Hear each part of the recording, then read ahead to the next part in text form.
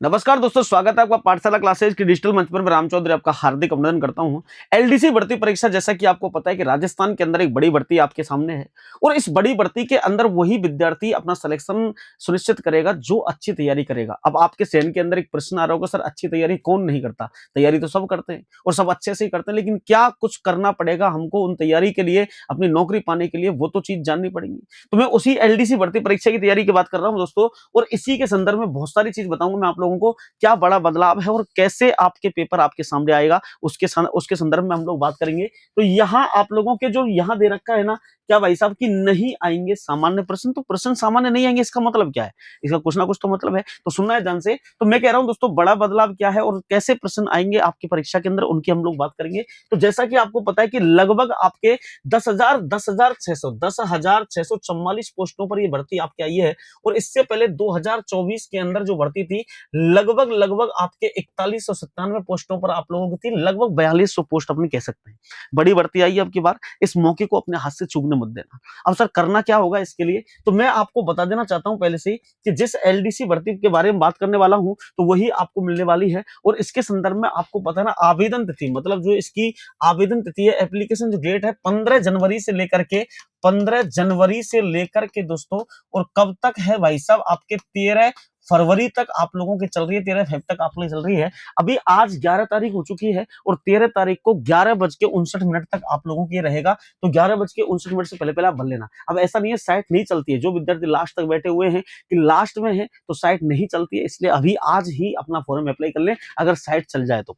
दूसरी बात कर रहा हूं दोस्तों, यहाँ पर तो सब कुछ बताइए आप लोगों को, मैंने पद बता दिया आप लोगों को, ठीक है ना, ऑफलाइन होगा। और ये जुलाई के महीने में एग्जाम कब होगा इसका, एग्जाम जो होगा ना इसका जुलाई महीने में होगा। कब होगा भाई? जुलाई महीने में होगा। तो इसके संदर्भ की हमने बात कर ली। अब थोड़ा सा और सुनना दोस्तों, आपको पता है कि आपको दो पेपरों की तैयारी करनी है। एक तो आपकी पेपर फर्स्ट जो सामान्य ज्ञान और विज्ञान और गणित जो है वो वाला पोर्शन आएगा, और सेकंड पेपर के अंदर आपके इंग्लिश और हिंदी आएंगी, ये तो आपको पता ही है।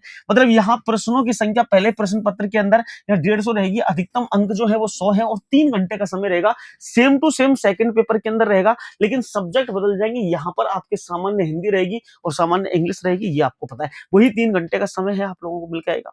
इसका मतलब 200 अंकों का ये पेपर है और कुल 6 घंटे आप लोगों के होंगे, ये आपको पता है। 300 प्रश्न है, ये चीज समझ में आ गई। अब सर 300 प्रश्न जो आएंगे वो आएंगे कैसे, वो हमको जानना है। पहले समय के अंदर जब भर्तियां बहुत कम थी या भर्तियां बहुत ज्यादा आती थी, इतना कंपटीशन नहीं था, उस समय पेपर का लेवल सही आता था, हर एक स्तर से आता था। मतलब कहने का कठिन भी आता है तो सरल भी आता है। मतलब हर उस बच्चे के लिए पेपर बनता था जो तैयारी कर रहा है, जिसने तैयारी अच्छे से की है और जिसने तैयारी बहुत अच्छे से की है, हर विद्यार्थी के लिए पेपर बनता था। लेकिन अभी ये मोड पेपर का नहीं है, अभी मोड चेंज हो चुका है कि अब पेपर उस विद्यार्थी के लिए बनेगा जो विद्यार्थी बहुत लंबे समय से तैयारी कर रहा है या फिर सरकार को नौकरी देने के बिल्कुल पक्ष में नहीं हो। मतलब जो विद्यार्थी लगना ही नहीं चाहता नौकरी, या फिर जो विद्यार्थी ये कहता है कि साहब मैं पढ़ करके मरूं, मतलब कहने का जो बहुत ज्यादा पढ़ ले और उसके बाद में क्या होता है हम पेपर ना कर पाए, वो विद्यार्थी ही इसके अंदर बैठ सकते हैं। ठीक है ना। अब सब कैसे बैठ सकते हैं, अब देखिएगा। एग्जामिनर ने क्या किया, अपना पैटर्न चेंज कर दिया, और पैटर्न चेंज करने के बाद क्या हुआ, अब उस पैटर्न पर एग्जामिनर आ गया है जिस पैटर्न को कोई फॉलो ही नहीं कर पा रहा। अरे आप लोगों ने मतलब सीटेट का पेपर हुआ है, वो तो आपने देखा होगा। इससे पहले आपके रीट परीक्षा हुई है, जमींदार वाली परीक्षा हुई है, उन पेपरों के अंदर क्या हुआ? उन पेपरों के अंदर यही हुआ कि इतना लंबा पेपर दे दिया, लेंथी पेपर दे दिया, टाइम तो वही है। इसके अंदर ना तो विद्यार्थी पढ़ पा रहा है और ना ही क्वेश्चन कर पा रहा है। ऊपर की लाइनों को पढ़ते हैं तो नीचे की लाइन छूट जाती है, और नीचे की लाइन पढ़ते हैं तो ऊपर की लाइन छूट जाती है। समझ में नहीं आ रहा है करना है तो करना क्या, क्वेश्चन समझ में नहीं आ रहा है। अब यही जो पैटर्न है, यही जो चीज है ना, आपके साथ में होने वाली है एलडीसी भर्ती परीक्षा के अंदर। और एलडीसी के अंदर क्या होगा सुनना है, यहां मैं राजस्थान भूगोल के अंदर की बात कर रहा हूं, और राजस्थान भूगोल के लगभग यहां आपके 8 से 9 क्वेश्चन आप लोगों के आएंगे, या कह सकते हैं 10 क्वेश्चन मिल सकते हैं यहाँ। तो 10 क्वेश्चन की वैल्यू बहुत होती है बाबू, ध्यान से सुनना। अगर आप लोगों ने पहले से ही पढ़ रखी है ज्योग्राफी या फिर अभी नवीनतम चालू कर रहे हैं, 10 क्वेश्चन की वैल्यू बहुत होती है। अब की बार चेंज भी कर सकता है, बहुत सारे विद्वान कहते हैं 4 क्वेश्चन आएंगे। पिछली बार का पेपर उठाकर देखो, लगभग 21-22 क्वेश्चन ज्योग्राफी से थे, जिसके अंदर इंडियन ज्योग्राफी और राजस्थान ज्योग्राफी आपके दोनों थी। ठीक है ना। एक क्वेश्चन विश्व भूगोल से आया था जो कि आउट ऑफ सिलेबस था, मॉरिशस द्वीप पूछा हुआ है। ठीक है ना, तो ऐसे प्रश्न पूछता है। लेकिन अब की बार लेंदी क्वेश्चन पूछेगा, अब एक टॉपिक को दूसरे टॉपिक से जोड़ करके क्वेश्चन पूछेगा, कथन कारण के अंदर क्वेश्चन पूछेगा। एक क्वेश्चन के अंदर क्या तो 3-3 टॉपिकों की लाइन आप लोगों को मिल जाएगी। जैसे मान के चलो यहां राजस्थान की भौगोल या भौतिक दशाएं हैं, भौतिक विभाजन है, अरावली को पश्चिम मरुस्थल से जोड़ सकता है। आपके अरावली को खनिजों से जोड़ सकता है। तो इस टॉपिक को खनिजों से भी जोड़ सकते हैं, किसी भी टॉपिक से जोड़ लीजिएगा। ये खनिजों से अपन जोड़ सकते हैं, इसको उद्योगों से जोड़ सकते हैं। आप लोग को किसी भी मिलता है ना, आपसे पूछता है सर्वाधिक उद्योगों वाला जो भौतिक विभाजन है वो कौन सा है, बताइएगा। अरावली के अंदर से कौन से खनिज मिलते हैं, पश्चिमी मरुस्थल से आपके कौन से खनिज मिलते हैं, ये प्रश्न मिल सकते हैं आप लोग। एक एक मतलब निम्न में से कौन सा एक संगत नहीं है। राजस्थान के पश्चिमी मरुस्थल में सर्वाधिक वन्यजीव अभ्यारण्य पाए जाते हैं। आपसे पूछ सकता है हाड़ौती के पठार के अंदर बेसाल चट्टानें पाई जाती हैं। आपसे पूछता है पूर्वी मैदानी प्रदेश के अंदर अवसादी चट्टानें पाई जाती हैं। तो ये संगत नहीं होता, मतलब कहने का अलग अलग लाइन के अकॉर्डिंग आपसे क्वेश्चन पूछ सकता है, ठीक है ना। तो यहां पर एक तो ये हो गया, किसी भी टॉपिक को जोड़ सकता है। जलवायु टॉपिक है तो भी भौतिक प्रदेश से जोड़कर क्वेश्चन पूछ सकता है। अच्छा, वनस्पति और मृदा, अब मृदा को वनस्पति से जोड़ेगा और ये कृषि टॉपिक से जोड़ेगा। ध्यान से सुनना, कृषि टॉपिक से जोड़ेगा और कृषि टॉपिक से जोड़ करके ही क्वेश्चन आपसे पूछेगा। आपसे पूछेगा बताइएगा कपास की कृषि किस प्रकार की मृदा में की जाती है, या कौन सी मृदा कपास की खेती के लिए इंपॉर्टेंट होती है, ठीक है ना। किस मृदा के अंदर खनिज तत्वों की मात्रा ज्यादा है और किस मृदा में कार्बन तत्वों की मात्रा ज्यादा होती है, जिससे फसल उत्पादन क्षमता उसकी बढ़ जाती है। इस तरीके के क्वेश्चन बनेंगे आप लोगों के। मतलब टॉपिक से टॉपिक जोड़ेगा, एक सब्जेक्ट को दूसरे सब्जेक्ट से जोड़कर क्वेश्चन पूछता है। जैसे अभी पूछा हुआ ना आपके एलडीसी के अंदर कि सिसोदिया वंश का कौन सा किला या दुर्ग महल जो है वो कल्चर के अंदर आते हैं, सिसोदिया वंश हिस्ट्री के अंदर आता है। सिसोदिया वंश का कौन सा किला बेड़च और गंभीर नदियों के संगम पर बना हुआ है, तो बेड़च और गंभीर नदियों के संगम पर आपके चित्तौड़गढ़ दुर्ग बना हुआ है, आप लोगों को पता है सबको।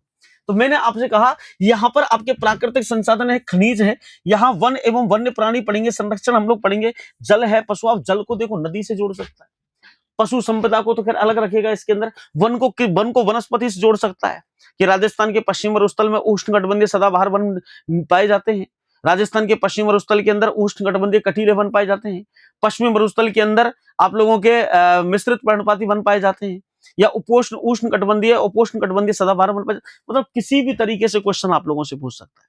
अभी क्वेश्चन पूछने के पैटर्न जो है ना वो पैटर्न चेंज है, और उन पैटर्नों की मैं बात करूंगा। यहां आपके कृषि और आर्थिक विकास दे रखा है। अब इस वाले पोर्शन के अंदर देखो, ये तो आपके ज्योग्राफी वाला पोर्शन हो गया। इस वाले पोर्शन के अंदर क्या मिलेगा आप लोगों को, यहां वाले पोर्शन के अंदर जैसे नदी है, अब जल के अंदर यहां नदी आप लोगों को हो जाएगी, झील टॉपिक है आप लोगों के, सिंचाई परियोजना आप लोगों को मिलेंगी, तो ये आप लोगों को पता है। तो सिंचाई परियोजना, अब देखो आपसे कहेंगे साहब कि किसी विषय के अंदर, किसी पेपर के अंदर नदी टॉपिक नहीं दे रखा है, नदी नहीं दे, सिंचाई परियोजना दे रखी है।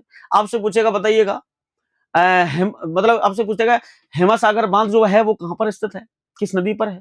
आपसे पूछेगा जवाई बांध किस नदी पर स्थित, तो इस तरीके से क्वेश्चन पूछ सकता है। राजस्थान की प्रमुख फसलें, फसलों के नाम आप लोग याद कर लेना। तो फसलों के नाम जो है, फसल है उनके नाम क्या है। उद्योग इंडस्ट्रीज आप लोगों से किसी भी टॉपिक को जोड़ करके क्वेश्चन पूछ सकता है। यहाँ सिंचाई परियोजना है जिसके अंदर आईजीएनपी की बात करें तो इंदिरा गांधी नहर परियोजना है, आपकी गंग नहर जो परियोजना है, तो ये जो परियोजना है आप लोगों को मिलेगी। तो इन टॉपिकों को एक दूसरे से रिलेट करेगा वो, ठीक है ना, और रिलेट करके पूछेगा। सिंचाई परियोजना को नहरी परियोजना को नदियों से जोड़ेगा, झीलों से जोड़ेगा, किस झील से सिंचाई की जाती है, किस झील के क्षेत्र में कृषि की जाती है, कृषि में किस झील के पानी का उपयोग किया जाता है। आपसे वन के बारे में पूछ लिया, खनिज के बारे में पूछ लिया, उद्योग के बारे में पूछे, जनसंख्या के बारे में पूछेगा।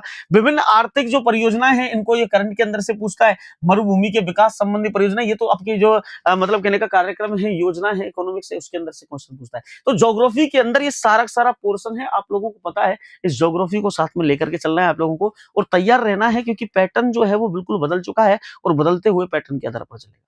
अच्छा, कौन सा पैटर्न है सर, वो कौन सा पैटर्न है, तो मैं आपको बता देता हूं दोस्तों। यहां पर एक आपका पैटर्न होगा सुमेलित करना। कौन सा भाई, सुमेलित करना है, ये सुमेलित करवाएगा आप लोगों के, ठीक है ना।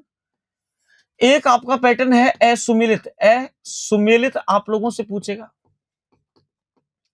तीसरा कथन कारण देगा, कथन कारण आप लोगों के देगा। चौथा नेगेटिव आप लोगों से क्वेश्चन पूछेगा, नेगेटिव पूछेगा क्वेश्चन। पांचवा क्वेश्चन आप लोगों से पूछेगा युग्म के अंदर आप लोगों से क्वेश्चन पूछेगा। छठवां जो क्वेश्चन मिलेगा तो यहाँ पर आप लोगों के मतलब असंगत है, संगत नहीं है, इसी तरीके के क्वेश्चन आप लोगों को बनते हैं। तो ये 5-6 जो टाइप हैं वो आप लोगों को, और सिंपल फॉर्मेट सेटमी टाइप जो है वो सिंपल फॉर्मेट है, तो सिंपल फॉर्मेट आप लोगों को लेकर चलना है। तो अगर राजस्थान ज्योग्राफी आपको करनी है कवर, तो आप लोगों को इस तरीके से पढ़ना है जिससे किसी भी टॉपिक को जोड़ करके कहीं से भी क्वेश्चन पूछ ले, ये आप लोगों को ध्यान रखना है। अब सर ज्योग्राफी को कंप्लीट कैसे करें? अभी आपने देखा होगा बहुत सारे एग्जाम्स के अंदर ज्योग्राफी का लेवल बहुत उच्च आ रहा है, बहुत अच्छा लेवल आ रहा है, और उस अच्छे लेवल से क्वेश्चन पूछ रहा है। सर इस ज्योग्राफी को कवर कैसे करें? तो मैं आपको बता देता हूं दोस्तों, अगर आपको पढ़ना है और ऐसे ही क्वेश्चन आपको करने हैं, क्योंकि बिना प्रैक्टिस के तो क्वेश्चन होंगे नहीं, और बिना प्रैक्टिस के जब क्वेश्चन नहीं होंगे, तो मैं आपको बता रहा हूं बिल्कुल फ्री में आप लोगों के लिए दोस्तों क्या है, यहां पर क्लास चल रही है राजस्थान ज्योग्राफी की। आप लोगों को जो सारे जो न्यू पैटर्न है ना, उस न्यू पैटर्न, नए पैटर्न, बदलता जो परीक्षा पैटर्न है, इस बदलता परीक्षा पैटर्न, परीक्षा जो पैटर्न है, इस पैटर्न पर आप लोगों की क्लास डली हुई है, क्लास मिलती है। रात को 8 बजे अपनी क्लास चलती है। कितने बजे भाई? 8 PM पर अपनी क्लास चल रही है, ये आप लोगों को पता है। तो 8 बजे क्लास चलती है। इससे पहले 7 बजे आप लोगों के किसकी क्लास चलती है? नीरज सर की क्लास चलती है। आप लोगों को पता है नीरज सर है, नीरज सर की क्लास चलती है। और यहाँ 9 बजे से दोस्तों किसकी क्लास चलती है? अपने करण सर की क्लास चलती है। आपको पता है ना, कल्चर की क्लास चलती है, ये आप लोगों को पता है। वहां नीरज सर पॉलिटिकल में ज्योग्राफी, और यहाँ पर सर कल्चर पढ़ा रहे, ठीक है ना। तो आपको उसी तरीके की चीजें आपको देखने को मिलेंगी जिस तरीके से प्रश्न आपके बनेंगे। अब देखो भूगोल है, इंडियन ज्योग्राफी की बात करें सब, इंडियन ज्योग्राफी के अंदर क्या मिलेगा? इंडियन ज्योग्राफी मतलब भारत के भूगोल के अंदर, कहने को तो भारत की पारिस्थितिकी एवं वन्यजीव दे रखा है, लेकिन याद रखना इसमें से क्वेश्चन कम से कम 5-6 बनेंगे। पिछली बार भी 9-10 क्वेश्चन आए थे इंडियन ज्योग्राफी, उठाकर देख लेना आप लोग, ना। मतलब मैं आपसे कह रहा हूं कि यहां पर किसी भी टॉपिक से, और इसके अंदर परिवहन टॉपिक तो बहुत इंपॉर्टेंट है, परिवहन टॉपिक से क्वेश्चन पूछा हुआ है। और परिवहन टॉपिक के अंदर भी भाई साहब मैं कह रहा हूं, जल परिवहन से पूछा हुआ है, जल परिवहन के अंदर से क्वेश्चन बने हैं। और जल परिवहन के अंदर भी अगर बात मैं करूं आप लोगों से, तो जल परिवहन के अंदर भी क्या, आप लोगों को जो पोर्ट है ना, उन पोर्टों से क्वेश्चन पूछे हुए हैं, ये थोड़ा देख लेना आप लोग। अब की बार हो सकता है सड़क परिवहन से पूछ ले, सड़क परिवहन है आप लोगों के, वायु परिवहन आप लोगों को मिलेगा, वायु परिवहन आप लोगों को मिल जाएगा। तो यहां इनसे भी क्वेश्चन पूछ सकता है। आपके हिमालय से क्वेश्चन ये पूछ सकता है, हिमालय से क्वेश्चन पूछ सकता है। आपके प्रायद्वीपीय पठार से क्वेश्चन पूछ सकता है। तो यहाँ प्रायद्वीपीय जो पठार है, इस पठार से भी क्वेश्चन आप लोगों के बन सकता है। इन पे थोड़ा सा ध्यान दे के चलना आप लोग, इनसे भी क्वेश्चन बन सकते हैं। आप लोगों से दो क्वेश्चन पूछेंगे दोस्तों, उन क्वेश्चनों की अगर बात करें, जैसे मान के चलो भारत की वनस्पति जो है ना, वनस्पतियों से भी क्वेश्चन पूछ सकता है। आपके द्वीप समूह जो है ना, द्वीपों से क्वेश्चन पूछ सकता है। आप लोगों के दोस्तों खनिजों से क्वेश्चन, खनिज और एक उद्योग, खनिज और उद्योगों से क्वेश्चन पूछ सकता है। तो ये टॉपिक इंडियन ज्योग्राफी के हैं जो मैं संभावना के आधार पर बताए हैं। इन टॉपिकों को पढ़ करके जाना, जिससे आप लोग क्या कर सकते हैं, अच्छा अपना अंक जो है वो ले सकते हैं। आपके एक टॉपिक लिखा हुआ है, आप अकॉर्डिंग टू इनके चलेंगे तो पता नहीं है भाई साहब, कहीं कहीं से क्वेश्चन बन सकता है, कहीं से भी क्वेश्चन आप लोगों को बन सकता है। फिर लेने के देने पड़ेंगे, फिर कहेंगे सर आउट ऑफ सिलेबस आ गया है ना। तो वो बोर्ड तो यही कहेगा कि इतना ज्ञान तो बच्चों के अंदर होना भी चाहिए। तो ज्ञान कितना है वो इंपॉर्टेंट नहीं है, आप लोग तो बस सिलेबस के अकॉर्डिंग पूछो, यही बस बात है और यही काम चलता रहेगा, ठीक है ना।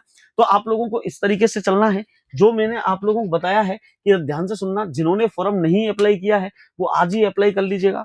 दूसरा, प्रश्नों की संख्या इतनी है और क्वेश्चन और जो अंक है वो इतने हैं, आपको बता दिया है। इसके बाद में राजस्थान की जो ज्योग्राफी है, इस राजस्थान की ज्योग्राफी के अंदर से कैसे कैसे प्रश्न बनेंगे, किस टॉपिक को जोड़ करके किससे क्वेश्चन बन सकता है, वो मैंने बता दिया। इसके बाद में आप लोगों के यहाँ जो सुमिलित करने वाले क्वेश्चन है, असुमिलित वाले क्वेश्चन है, कथन कारण नेगेटिव युग्म वाले क्वेश्चन है, वो क्वेश्चन की प्रैक्टिस ज्यादा करनी है, आप लोगों को पढ़ना है, जिससे आप लोगों को उसमें कंटेस्ट हो सके। इंडियन ज्योग्राफी के अंदर एक बार सारी जो ज्योग्राफी है, इसमें सिंचाई परियोजना, इरिगेशन प्रोजेक्ट जो है, सिंचाई परियोजना, इसको भी लेकर के चलना है। तो सिंचाई परियोजनाओं को लेकर के चलना है आप लोगों को, है ना। तो ये जो टॉपिक है ना, इनको कवर कर लेना आप लोग, जिससे क्या कर सकते हैं, कोई भी क्वेश्चन बनता है तो आप लोग उसको छोड़े ना। इसके बाद में मैंने आपको बता दिया है कि 7 से 8 में क्लास 7 से 8 अपनी करण सर लेकर जो नीरज सर है वो लेकर चल रहे हैं। 8 से 9 मैं लेकर चल रहा हूँ ज्योग्राफी की क्लास। अभी आपके एमसीक्यू चल रहे हैं, आज आपके हड़ौती का पठार है। और आप लोगों को पता है कि अगली जो क्लास है 9 से 10 वाली, जो करण सर लेकर के चल रहे हैं, और भी क्लासेस आप लोगों के लिए आएंगी। तो ये सारी चीज आपको पता लग गया होगा। इसके बाद में आप लोग यदि तैयारी करना चाहते हैं एलडीसी भर्ती परीक्षा की, तो आज 11 तारीख को ही क्या हुआ है, एलडीसी और सीईटी का कॉम्बो बैच चालू हुआ है। तो जो विद्यार्थी चाहते हैं कि यार सीईटी और एलडीसी एक साथ हमको करनी है, तो आज 11 तारीख ही हुई है, और आज ही बैच चालू हुआ है, तो कल तक आकर के अपना एडमिशन ले लीजिएगा, अपनी सीट सुनिश्चित कर लीजिएगा। सीट फुल है ये तो पहले से पता है, क्योंकि बच्चों की क्राउड तो है ही है, बच्चों का प्यार तो है ही है। तो यहाँ आप लोग अपनी जो सीट है वो सुनिश्चित कर लीजिए, क्योंकि शानदार फैकल्टी से पढ़ने का मतलब ही कुछ और होता है। ऐसा नहीं है कि भाई मतलब कहीं भी बैठ करके पढ़ लोगे, तो शानदार तैयारी अपन को करनी है। तो थैंक यू सो मच। कैसी लगी जानकारी, कैसी नहीं लगी, आप लोग मुझे बता सकते हैं। और जो मैंने बताया है, जो मैंने परीक्षा पैटर्न आपको बताया है, उस परीक्षा पैटर्न को आप लोग फॉलो करके चले, तो यहाँ तक आपको समझ में आ गया होगा। थैंक यू सो मच, मिलते हैं, धन्यवाद।